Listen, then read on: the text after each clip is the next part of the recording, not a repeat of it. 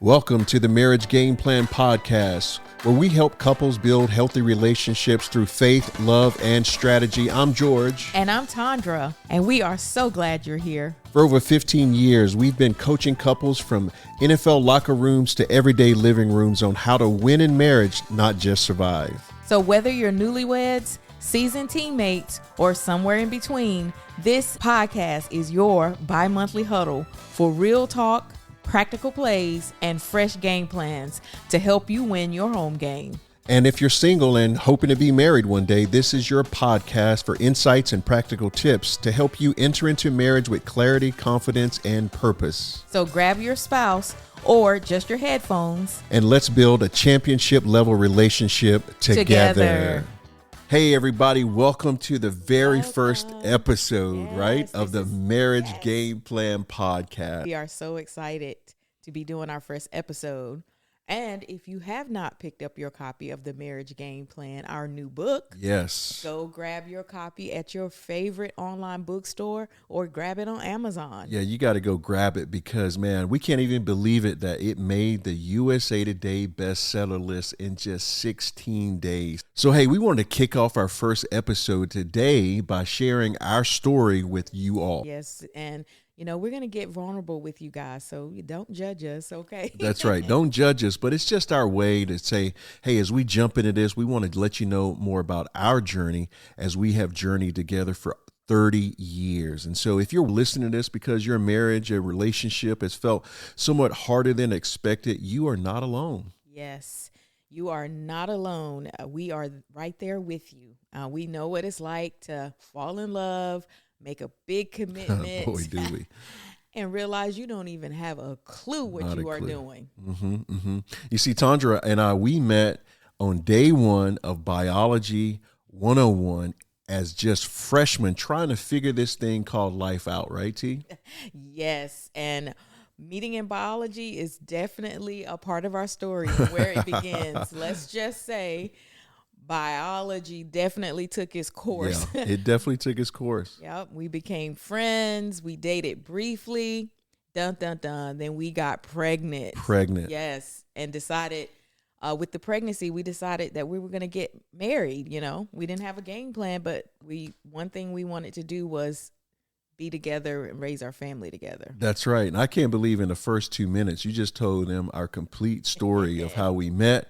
And then got pregnant a couple of years actually after that. But honestly, what that revealed to us is we didn't have a plan. We had no mentors. We didn't have a playbook. We didn't even know how to love each other properly, right? But what we were doing is we were reacting to life, not really building one. That's right. We struggled. We argued. We misunderstood each other constantly. We weren't charting a course for thriving and winning in our relationship. I think we were just surviving and just trying to keep our head above water. I mean, when you got a baby on the way and you don't know, you didn't have a plan. I mean, I think anybody would try to figure out how to chart that course. But that's why we are here today, because maybe you're searching for how to fix the same things that Tondra and I, we just kind of broke some things, right? Maybe it's how to build trust better or how to communicate better, or maybe it's just how to make marriage work when you start off unprepared. Yeah. So today we're sharing 3 hard-won lessons that we learned that can save your marriage before it even starts or restore it if you've already hit the struggle bus.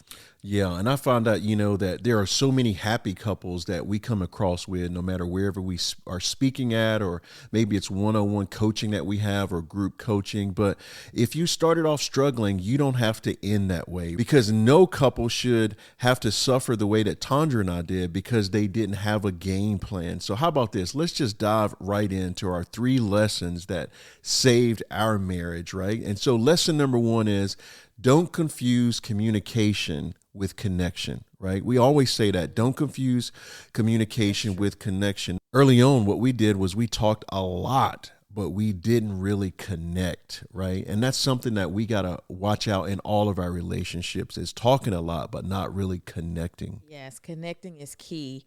We were able to vent like a lot of our frustrations, and we talked about logistics when it came to communication, like trying to be task oriented, Yeah. taking care of business and taking care of the tasks that we had to do in our relationship. But what we really needed was that emotional safety, not just words, but how do we make each other feel safe enough to go deeper in our connection and intimacy, and being vulnerable is a big part of that. Sure. And if you don't have that emotional safety, it's hard to open up and be vulnerable because you're afraid that you're going to get hurt. I remember one time I told George something vulnerable, and his reaction just shut me down for days. Yeah, because I struggled, with trust issues, and being vulnerable was scary for me. Yeah, and I think that's what we both did. Yeah, I remember when we're first married, and I was pretty defensive a lot, right? And I didn't know how to listen, to understand. I listened to probably more like fix. I called myself Bob the Builder when we were first married, because I was always taking out that hammer and always trying to fix some things that I should have just tried to understand better. I tried to fix. And maybe that made you feel like, man, maybe more alone than really connected to me. And you know what? I just want to start this episode off by telling you I apologize. Yes. Because I now know some things that I didn't do so well. But man. Well, I would even say, like, yeah, there are times that I did need things to be fixed. But then there were times where I just needed support and understanding. And I think we were having those miscommunications about what I needed at which time. And that caused a lot of us going individual and isolated from each other, right? Not really. We just kept missing each other. Yeah, we did. But, just over time, things changed, right? We learned how to use our check-ins a lot and ask questions like, what's something that you need from me emotionally this week? And that was a turning point for me, because as men, sometimes I don't think we tune into our emotional side. But once I figured that particular question out, I figure we really grew closer. What about this? Where have you felt misunderstood by me? Right? Yeah, that's a good one. That's a really good one, because it does help clear the air. And through these types of conversations, we did get some connection and safety, because I knew that you cared about my best interests, right? You weren't you just didn't know, and you weren't just trying to fix. And I feel like a lot of men may struggle with this, because they feel like they need to have all the answers sometimes, right? Yeah. And I think they just want to feel helpful. And I think understanding things through that logical sense and getting a solution to a problem makes them feel like they're being helpful. But I like to tell some couples that I coach, is like, understanding is helping. It is helping. It's helping fit a need. It is solving a problem, but it's just solving a problem of an emotional need. Yeah, I think you are helping plenty of guys out there who are listening today. So that's awesome. And once we shifted from reacting to intentionally connecting, everything started to shift in our relationship. Yeah. So lesson number 2 is conflict is not the enemy. Avoidance is. We used to think something was wrong with us because we argued and we just couldn't seem to get on the same page. It felt like we were just speaking 2 different languages. Yeah. And it was very frustrating. What language did you think you were speaking? I don't know. Kombucha. I don't know. Oh, man. We had some times, man, that we just didn't know what language we were both speaking, but we tried, right? We came from different backgrounds, right? And we know this is that when people come from different backgrounds, they have different expectations or different ways of dealing with stress, or even how to cope with each other. Like, for instance, remember I used to shut down a lot. And just kind of walk in the other room. And, we both kind of gave each other the silent treatment when we clashed. And man, we were just so different when we were first married. And we just couldn't understand just how to come together and, I don't know, just get on that same page and heading into the same direction. Right. But we did learn eventually, praise the Lord. That's why we like to say we're pictures of God's grace, that we would be here trying to help other people figure this out because we so royally messed it up. But we did learn that healthy conflict is necessary. It's not bad to have conflict. That's not what great marriages are made out of. It doesn't mean that if you don't argue, you have a great marriage, right? It's not avoidable to have conflict. Conflict is actually a good thing, because if you can handle it correctly, you actually grow closer together. You get more connected and more understanding. It's about learning how to fight fair and to create that safe space, even when there's conflict. Yeah. Maybe it's a good time for us to tell our listeners what we call our fights. Oh, yes. Oh, man. We call our fights intense fellowship. Intense fellowship. You're still fellowshipping. It's just heated and intense. And that moment of conflict or fights or intense fellowship, again, man, you can learn from those as you grow over the years. So maybe you're newly married, or maybe you've been married for many years and you're still cycling. You can learn. So what we learn to do is we learn to have a timeout rule when things got heated, right? Mm-hmm. Like that timeout rule says that I'm not walking away. What I'm doing is I'm trying to take about 20 or maybe it's 15 minutes just to calm down so I can come back better, right? Not to be angry or not to be bitter, but to come back better. And what that did a lot of time, that saved us a lot of time, because when you come back and you reflect on what maybe you said wrong or the tone, and you come back and you apologize for those things, it's easier to come back and get back to the main thing in which you were having a conflict on in the first place. Absolutely, George, because you said something so key, is giving that tip of, I'm not walking away. I'm trying to calm down.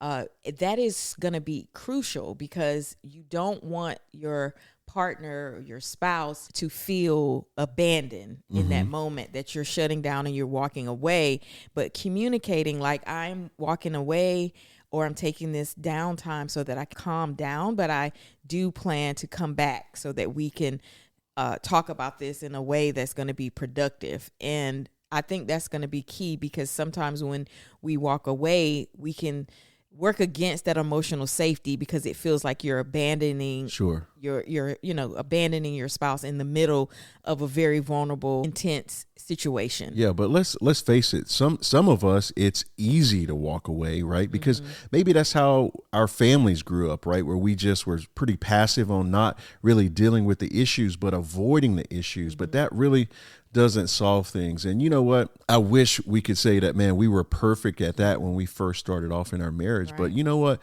We learned to build, and that's all it really takes, right? Hey, so in lesson number 3 is we had to learn that intimacy is built, not borrowed, right? And there were so many times that we try to look at maybe what another couple was doing, or we try to get advice from a book, and all those things are great, but intimacy is built, it's not borrowed, right? And we couldn't borrow intimacy from a honeymoon or our new baby Jay or from a date night. It had to be built daily through our daily touches and connections to each other. It's so good. That's so good, George, because listen, you cannot fake intimacy. That is something you have to cultivate and build. Trust me, early on, we tried to take those shortcuts and just feel like, oh, the intimacy comes through giving gifts to each other, or just getting taking a getaway, or having the downtime, or even just let's not even try to, we'll try to fix things later type of mentality.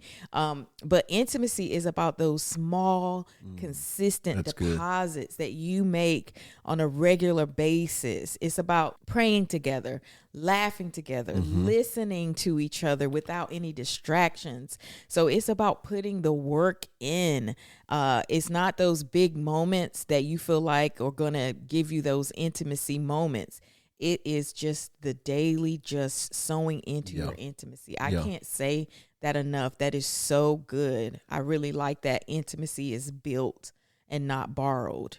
I mean, and of course, I love the intimacy, right? Yeah. I just had to throw that in, man. And it's also about creating rhythms, right? We created this rhythm in our marriage a long time ago called Victory Mondays, right? Where we reflect on the week, or we encourage each other. And that's those moments that we kind of reconnect. Yeah, we don't have phones involved in those. We try to minimize distractions. Sometimes we can start to take each other for granted, especially the longer and the more comfortable you become in your routine. You can start to take each other for granted. Yeah. I know that George and I could just come and try to zone out and watch TV or get into our phones, but we have to, and it's okay to do those things, but not at the expense of not building intimacy. You have to put boundaries around those type of things. Yeah, sure. Sometimes we don't know or we don't realize that in our marriage we can have intimacy killers right in our hands, right? Or right in front of our faces, whether it's our phones or whether it's the TV. What we got to have is just us time. And when we built this rhythm called Victory Mondays. Now that's, again, in sports, is when, if you read our book, you'll understand that Victory Mondays is when that coach, he calls out Victory Monday because you've just won your game on Sunday. And Victory Mondays start by just high-fiving each other and saying, I see you, I felt you on that field.